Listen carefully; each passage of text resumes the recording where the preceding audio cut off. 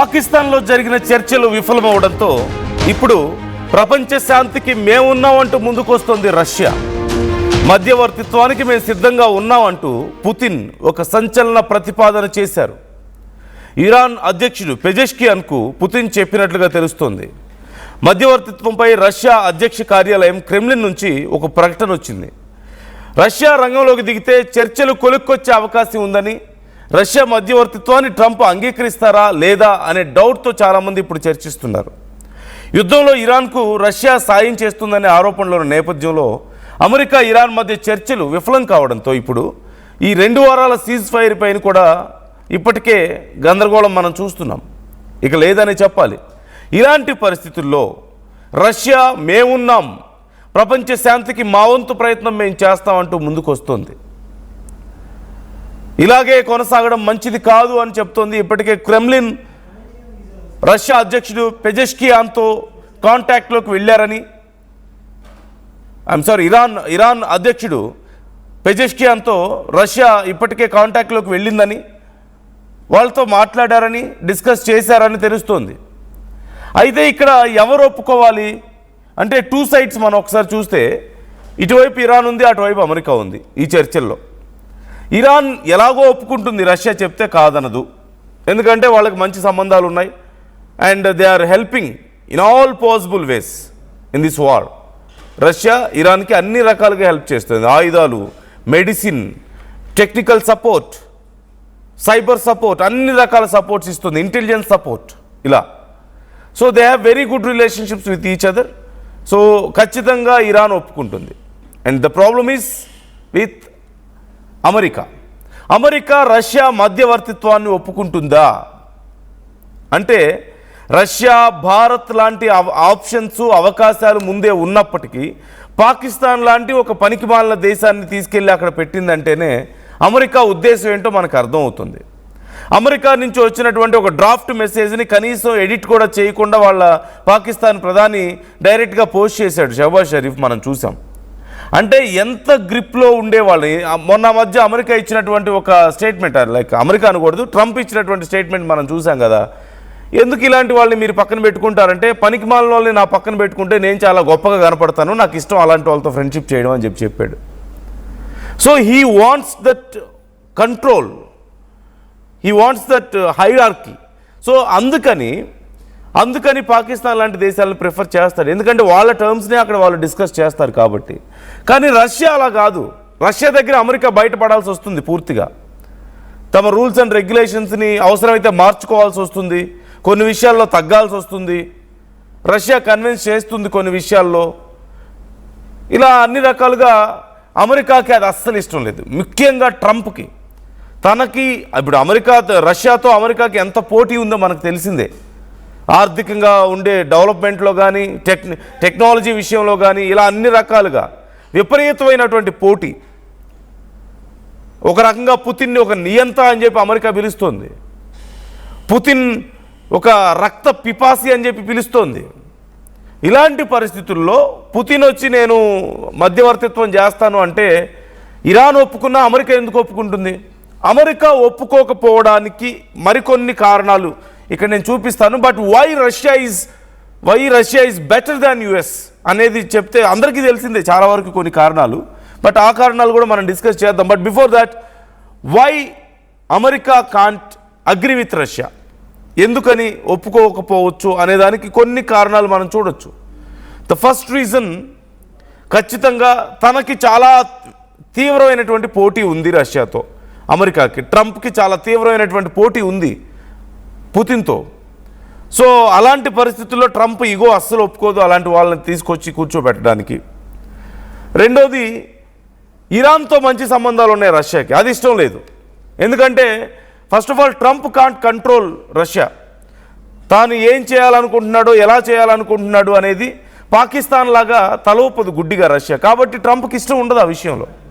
తనకు కావాల్సిందల్లా తలూపేవాళ్ళు కావాలి పక్కన. పాత సినిమాల్లో మనం చూస్తుంటాం కదా, ఎస్ బాస్ అని కొన్ని క్యారెక్టర్స్ ఉంటాయి పక్కన. విలన్స్ ఏది చెప్పినా ఎస్ బాస్ అని చెప్తూ ఉంటారు పక్కన. సో అలాంటి ఒక క్యారెక్టర్ ట్రంప్ పక్కన. సో అలాంటి క్యారెక్టర్స్ కావాలి ట్రంప్కి. కానీ ఇక్కడ పుతిన్ అలా చెప్పేవాళ్ళు కాదు కదా. అసలే పుతిన్తో చాలా తీవ్రమైన పోటీ ఉంది, ఎక్కడ తనని మించిపోతాడో అన్న భయం. అలాంటి వాళ్ళతో ఫ్రెండ్షిప్ అసలు చేయడు ట్రంప్, అలాంటి వాళ్ళు ప్రిఫర్ చేయడు. మోర్ ఆఫ్ ట్రంప్ చెప్పిన దానికి దేనికి డైరెక్ట్గా బ్లైండ్గా ఓకే చెప్పే టైప్ కాదు రష్యా. వాళ్ళు ఆలోచిస్తారు, they use their own brain.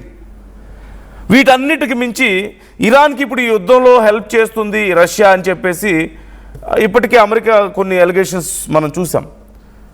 Of course everybody know that. ఎందుకంటే మోస్తఫా ఖమేనీకి చాలా తీవ్రంగా గాయాలయ్యాయి, ఓ పక్క ట్రీట్మెంట్ జరుగుతుంది, దీని అంతటికీ హెల్ప్ చేస్తుంది రష్యానైనా అప్పుడు కొన్ని వార్తలు మనం చూసాం. అయతుల్లా అలీ ఖమేనీ బ్రతుకున్న సమయంలో, గతంలో ఇజ్రాయెల్ అండ్ ఇరాన్ మధ్య మాత్రమే యుద్ధం జరుగుతున్న సమయంలో ఖమేనీ తప్పించుకోవడానికి, దొరకకుండా బంకర్స్లో దాక్కొని చాలా సేఫ్గా ఉండడానికి కారణం రష్యా అని చెప్పేసి, వాళ్ళ ఇంటెలిజెన్సే కారణం అని చెప్పేసి అప్పుడు మనం విన్నాం. వాటితో పాటు వీళ్ళిద్దరికీ డ్రోన్స్ సంబంధించినటువంటి అగ్రిమెంట్స్ ఉన్నాయి.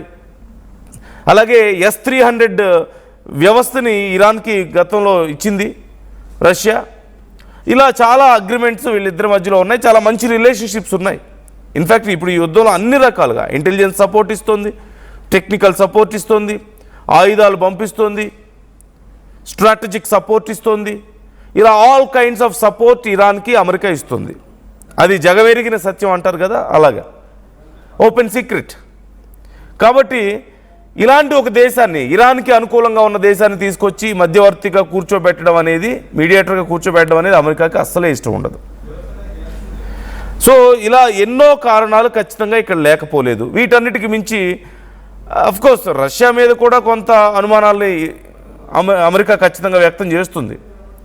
But why Russia is better than Pakistan? Pakistan లాంటి పనికిమాలిన దేశాన్ని ఇంత పెద్ద పీస్ టాక్లో కూర్చోబెట్టడం, వాళ్ళు ఆతిథ్యం ఇవ్వడం అనేది ఇట్స్ ఎ ఫన్నీ థింగ్. ఖచ్చితంగా ఇట్స్ వెరీ మచ్ అన్బిలీవబుల్ నిజం చెప్పాలంటే. కానీ అమెరికా అలాంటివి చేస్తుంది. ఇప్పుడు వాళ్ళు జుట్టు పీక్కుంటున్నారు అనుకోండి, వాళ్ళు చేసి మళ్ళీ దీనికోసం అప్పులు చేయాల్సి వచ్చింది. దాన్ని ఎలా తీర్చుకోవాలో తెలియడం లేదు ఈ పీస్ టాక్స్ కోసం. సో ఇలాంటి పరిస్థితుల్లో why Russia is better than Pakistan అనేది మనం ఇక్కడ మాట్లాడుకోవాలి. Of course Russia is one of the strongest nation in the world. ప్రపంచంలో శక్తివంతమైన దేశం. They got their reputation. And ఇరాన్తో కూడా మంచి సంబంధాలు ఉన్నాయి కాబట్టి ఇక్కడ ఇరాన్ ఒప్పించడమే పెద్ద సమస్య. In fact it is a very good move. It's a very good advantage for US also in case ఈ రష్యాని కనుక ఇన్వాల్వ్ చేస్తే. అండ్ ఇందాక మనం మాట్లాడుకున్న విషయాల్లో రష్యాని ఒప్పుకోకపోవడానికి మరో కారణం ఏంటి అన్నప్పుడు, ఒకవేళ రష్యా పీస్ టాక్లో కనుక వాళ్ళకి ఈ సక్సెస్ఫుల్ అయితే రష్యాకి క్రెడిట్ వెళ్ళిపోతుంది. అది అస్సలు ఇష్టం లేదు అమెరికాకి. సో అది కూడా ఒక కారణం అమెరికా ఒప్పుకోకపోవడానికి. వై రష్యా ఈజ్ బెటర్ అన్నప్పుడు ఖచ్చితంగా one of the strongest nation in the world, of course top 3లో ఉంది. అండ్ నెక్స్ట్ చూస్తే రష్యా చెప్తే ఇరాన్ వింటుంది. ఇది అతిపెద్ద బెనిఫిట్ యుఎస్కి. ఎందుకంటే ఇప్పుడు ఇరాన్ వినడం లేదు. US is ready for peace talk. US is asking for peace talk.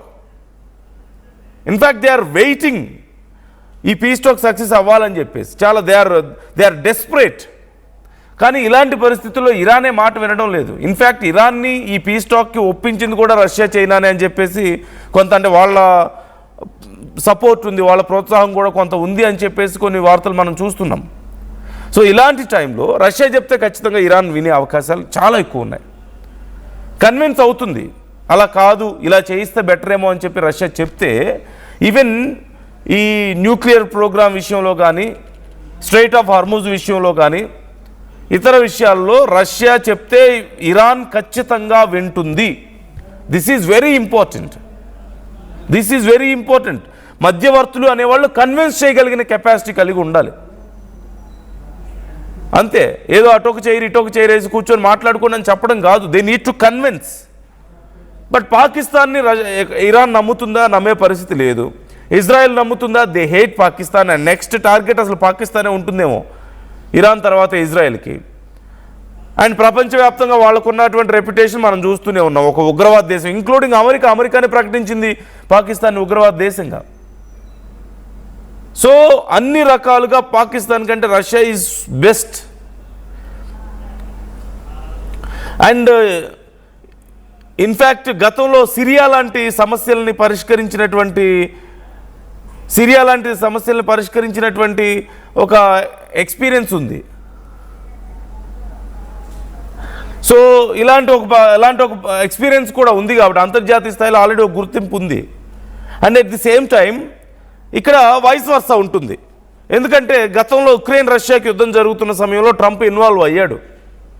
So Russia అప్పుడు ట్రంప్ మాట వింది, రండి మాట్లాడుకుందామంటే ట్రంప్ మాట వింది మొత్తమే. అఫ్కోర్స్ దానికంటే ముందు ట్రంప్ చాలాసార్లు బెదిరించాడు రష్యాని, అది చేస్తాం ఇది చేస్తామని. చివరికి ఏమీ చేయలేక పీస్ టాక్ కోసం పిలిచాడు. అండ్ రష్యా అప్పుడు రెస్పెక్ట్ చేసింది ట్రంప్ని, వాళ్ళు పీస్ టాక్ వచ్చారు, కానీ అది సక్సెస్ అవ్వలేదు ఫైనల్లీ. సో అది పక్కన పెడితే, సో అప్పుడు అమెరికాని రెస్పెక్ట్ చేశారు కాబట్టి ఇప్పుడు అమెరికా రెస్పెక్ట్ చేయడంలో తప్పు లేదు రష్యా లాంటి దేశాన్ని పీస్ టాక్కి. కాకపోతే అసలు అతిపెద్ద నియంత అని చెప్తూ, ఇంత పెద్ద వైలెన్స్కి కారణం అని చెప్తూ, అంటే ఉక్రెయిన్ని నాశనం చేస్తున్నాడని చెప్తూ రష్యా నాశనాన్ని కోరుకుంటున్నటువంటి ట్రంప్ రష్యాని మధ్యవర్తిగా ఒప్పుకుంటాడా లేదా అనేది ఇక్కడ అతిపెద్ద ప్రశ్న. Already we all know that Trump has some ego problems ఉన్నాయి ట్రంప్కి. Ego issues not with some particular person, he's got ego issues with everybody, every leader. ప్రతి ఒక్కరితో ఈగో ఇష్యూస్ ఉంటాయి. ఈ కంపేర్ విత్ ఎవ్రీబడి. పక్కన ఇంతకుముందు మనం చెప్పినట్లు కొంతమంది పనికి వాళ్ళని పక్కన పెట్టుకుంటూ ఉంటాడు, లైక్ పాకిస్తాన్.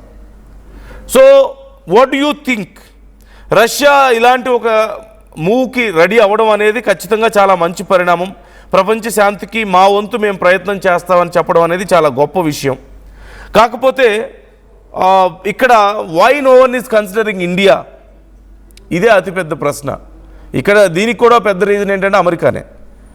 అసలు ఇండియా అయితే ఇంకా బెటర్గా ఉంటుంది ఈ టాక్ విషయంలో. ఎందుకంటే రష్యాకి ఎలాగో ఇరాన్తో హెల్ప్ చేస్తుంది అన్నటువంటి ఒక ఒపీనియన్ ఉంది కాబట్టి వన్ సైడెడ్ ఉంటుందేమో అన్న అనుమానాలు ట్రంప్కి ఉండొచ్చేమో. బట్ ఇండియా కొంచెం మధ్యలోనే ఉంది కదా ఇక్కడ. ఎవరికి అంత, అఫ్కోర్స్ ఇజ్రాయెల్కి మనం క్లోజ్గా ఉన్నామని చెప్పి యుద్ధానికి ముందు అక్కడ అందరికీ అర్థమైంది, నేను కాదని చెప్పడం లేదు. అట్ ది సేమ్ టైం ఇటు ఇరాన్ మనల్ని రెస్పెక్ట్ చేస్తుంది, ఇజ్రాయెల్ మనల్ని రెస్పెక్ట్ చేస్తుంది. But we're not supporting any country in the war. Maybe we're maintaining well relationships with Israel, but we're not supporting them in war. We're not helping them in any way in this particular war. We're maintaining same distance with each country. అందుకే కదా మనకి Iran మన షిప్స్ని సైతం వదిలింది. అంత serious కండిషన్లో కూడా మన షిప్స్ని బయటకు వదిలిందంటే హార్ముజ్ స్ట్రైట్ నుంచి. They are respecting us and Israel respecting us and America. ఇక్కడ మళ్ళీ ప్రాబ్లం వచ్చేది అమెరికాతోనే. సో ఇక్కడ ఈ పీస్ కుదరకపోవడానికి అసలు కారణమే యుఎస్. ఒక మాటలో చెప్పాలంటే ట్రంప్. ఎందుకు? Is got ego issues with everybody. Russia వస్తానంటే పీస్ టాక్కి పుతిన్తో ఈగో ఇష్యూస్ ఉన్నాయి.